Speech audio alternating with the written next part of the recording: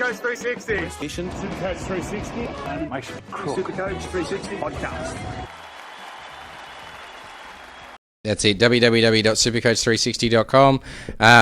Special shout out, so we have Brad Smith, Ross Mann, Tim O'Connor, Paul Cannon and Julian Leggy from the Supercoach Hub Discord as well. They've been doing some great work over there. If you want to become a contributor, we're looking for anyone who wants to produce quality Supercoach content for the site. So just make sure you either use the link on the site under the team, become a contributor, or just shoot us an email, supercoach360podcast@gmail.com. Are we doing a watch? Pardon? This Yeah, is why from not? the Panthers. Watch Liam Martin, 80 points. He played 80 minutes on an edge, 28 tackles, 6 tackle breaks, 7 hit-ups over 8 metres, I'm guessing, and 6 under. However, 5 missed tackles, -4 in penalties, and -2 in errors. A BP of 60. That's base points, I think. Yeah, base and if power. anyone's looking for that, what BP is. Errors are concerned, but he also needs a try and a line break to crack 80, which was sort of expected. So yeah, he's a watch. And then buy Isaac Targo for anyone who missed him. If for some reason you didn't start with Targo, get him in ASAP. 22 tackles with only 1 missed, 5 tackle breaks, 6 hit-ups over 8 metres, 3 hit-ups under. Without the try, still a solid play each week in the second row or the centre wing for a 47 in base and power. Well, I'm pretty sure Burton led their try scoring last year in that position, so that's a good sign. Well, Crichton got his $700,000 a year in that position too. If you remember, he was left centre at that time. left centre, and just Sauce was outside him. Sauce, if we all remember, if you owned Sauce that year, it was shit. I mean, so that's the spot to be. It is a spot. It's the Panthers' attack. Like, they use it. You've got Kicks there, you've got Luai there, and you've got whoever their strike centre is, you know? All right, so Isaac Targo. Yeah, bye. That's definite. Was that it? No. All right. From Manly. All right, watch Bullimore. Now, I agree with this. Don't rush out and...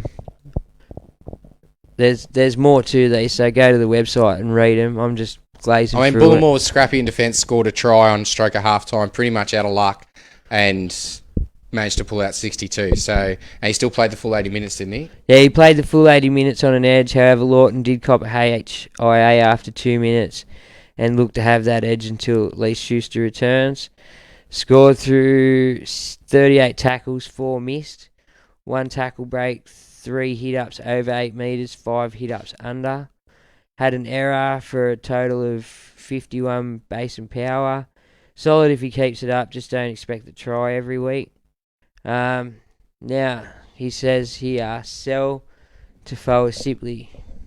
31 points, 28 minutes as a starting prop is a concern for anyone who jumped on.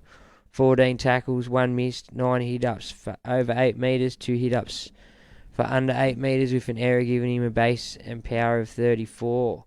Now, I think he was guys cheapy. Would you agree with that? I personally would never have jumped on Sipley with... Nah, but... If you went him over a Max King, I'd definitely be making the move. Well, I think we found the revelation in... Someone put it in the comments. LOA will be back. Yeah.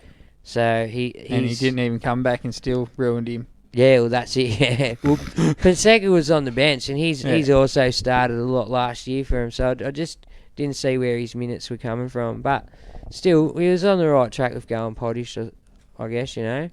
All right, in the Raiders. Now, I watched down at the Raiders. Now, your boy, did you end up getting on Joe Tarpany?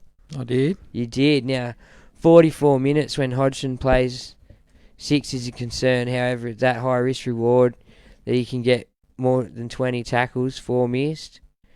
A tackle break, 3 offloads, 1 ineffective. 12 hit-ups over 8 metres, 4 under. And a base and power of 64 points. Just needs more time in the lock or the front row position.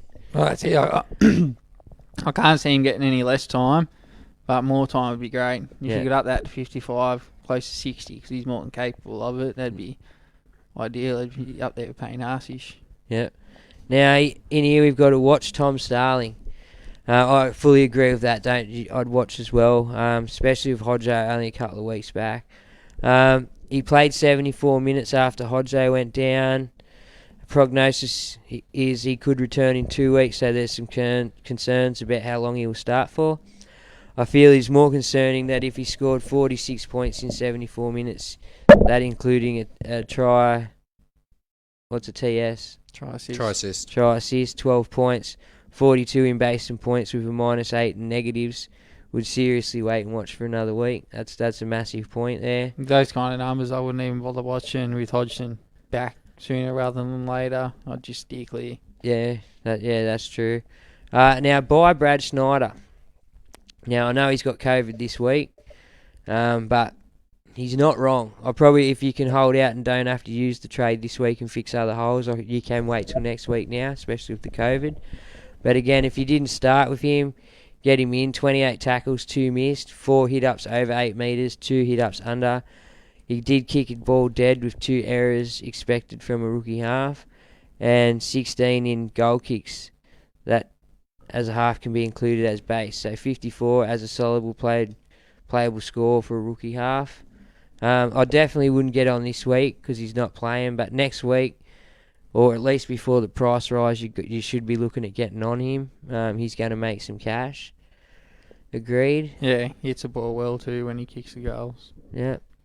All right, Sharkies. Now, watch Nico Hines. Now, I fully was watching Nico Hines, and he looked impressive. He passed the eye test. With Nico's, he got 1 try assist. He kicked some goals, 17 tackles, 2 missed, 2 tackle breaks, 1 offload, 1 line break assist, 7 hit-ups over 8 metres, 7 hit-ups under 8 metres, with a penalty and an error for a solid 78 points from a creative, and a base and power for Hines at his new club was one to certainly consider and watch closely. He did well, Nico. I can only see him getting better as the team around him gets to know the way Nico plays. So a 72 out of his first hit-up in a decent game. Well, any half that runs the ball 14 times a game and kicks goals, you're already off to a great start there without throwing in the creativity. So yeah. Now I've had a few mentions about Teague. I've had a few mentions about Teague Wilton. 31 tackles, 4 tackle breaks, 2 offloads, 5 hit-ups over 8, 7 under, 2 penalties and an error. Base and power for 64 points. Definitely an option if he holds that edge spot. I think we were talking about it earlier. Old mate's gone for at least 6 weeks, 5 weeks. Yeah, I think Graham about 6 weeks-ish. Yeah.